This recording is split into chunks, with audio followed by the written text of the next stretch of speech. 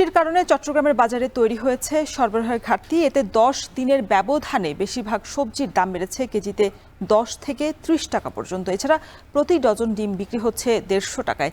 এদিকে 2 মাস ধরে বাড়তি নওগাঁর বাজারও আর বরিশালের বাজারে ভরা মৌসুমে দেখা নেই ইলিশের। এসব বিষয়ে জানাতে চট্টগ্রামের কর্ণফুলী বাজার থেকে যুক্ত হয়েছেন সহকর্মী ফয়সাল করিম, নওগাঁর পৌর খুচরার চাল বাজার থেকে যুক্ত হয়েছেন সহকর্মী আব্বাস আলী এবং বরিশালের পোর্ট রোড পাইকারি মাছ বাজার থেকে যুক্ত হয়েছেন সহকর্মী অমিত হাসান। তবে শুরুতেই ফয়সাল, আপনার কাছেই জানতে চাই, বেশ কিছুদিন ধরেই তো সবজির বাজার চড়া, ক্রেতা বিক্রেতারা কি বলছেন এ নিয়ে?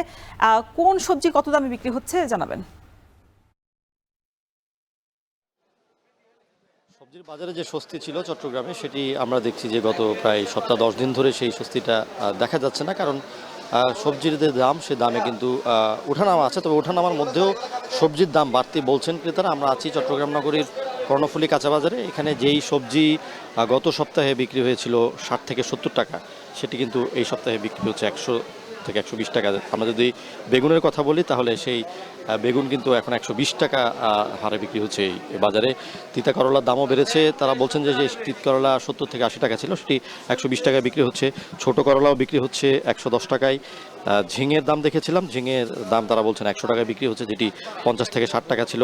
ফুলকপি, বাঁধাকপি যেগুলো আছে, সেগুলো কিন্তু 100 টাকার উপরে বিক্রি হচ্ছে। এবং কিছু কিছু সবজির দাম গত সপ্তাহে বেশি থাকলে এই সপ্তাহে কমে এসেছে।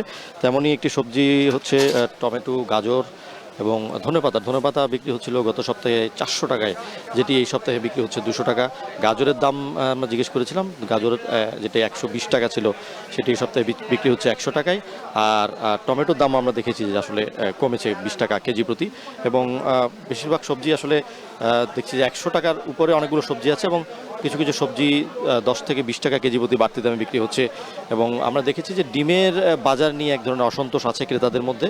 কারণ ডিমের বাজার আজকেও এখানে চড়া 140 থেকে 45 টাকায় ডিম বিক্রি হচ্ছে। এবং যারা ক্রেতা আছেন তারা অসন্তোষ জানাচ্ছেন ডিমের বাজার নিয়ে।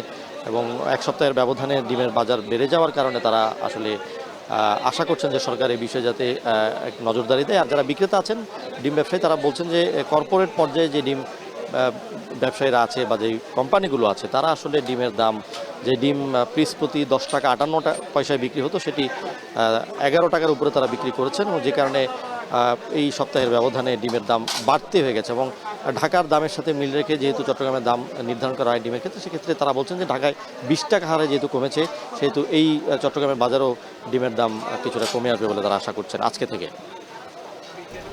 এবার আমরা একটু নওগাঁর বাজার পরিস্থিতি জানতে চাই। সেখানে আছেন সহকর্মী আব্বাস আলী। আব্বাস, জানাবেন যে গেল 2 মাস ধরেই তো চালের বাজার বাড়তি, সেক্ষেত্রে বাজার সহনীয় পর্যায়ে রাখতে মনিটরিং এর কোনো ব্যবস্থা আপনার চোখে পড়েছে কিনা?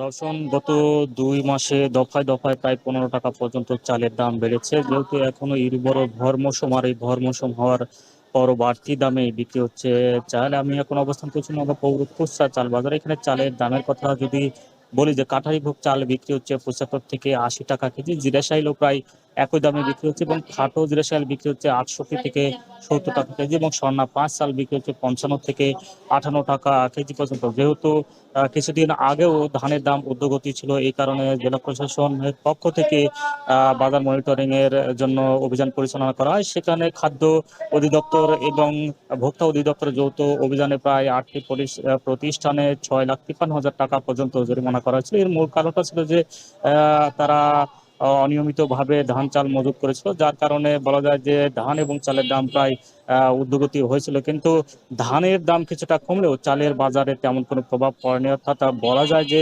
আমদানির খবরে ধানের বাজারে প্রভাব পড়েছে।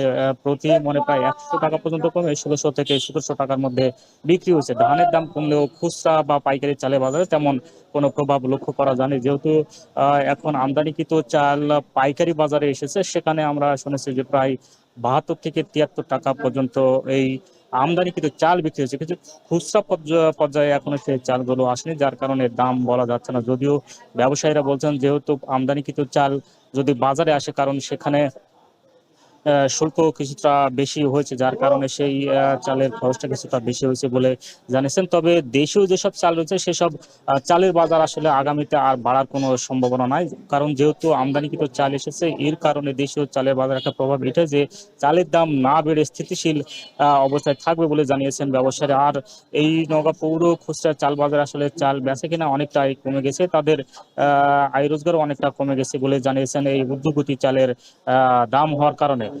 আগামীতে আসলে যেহেতু আমন এবং আউশ ধান রোপণ কার্যক্রম শুরু হয়েছে, এই ধান যখন বাজারে আসবে সেই সময় আসলে ধানের দাম কিছুটা কমার সম্ভাবনা রয়েছে বলে জানিয়েছেন ব্যবসায়ী। তো এই ছিল আমার কাছে ধান চালের দাম নিয়ে সবশেষ। মাছ বাজারের খবর জানাতে বরিশালের পোর্ট রোড বাজার থেকে যুক্ত হয়েছেন সহকর্মী অমিত হাসান। অমিত, ভরা মৌসুমে ইলিশের দাম বাড়তি হবার কারণে ব্যবসায়ীরা কি বলছেন, আর ক্রেতা উপস্থিতি কেমন দেখছেন বাজারে?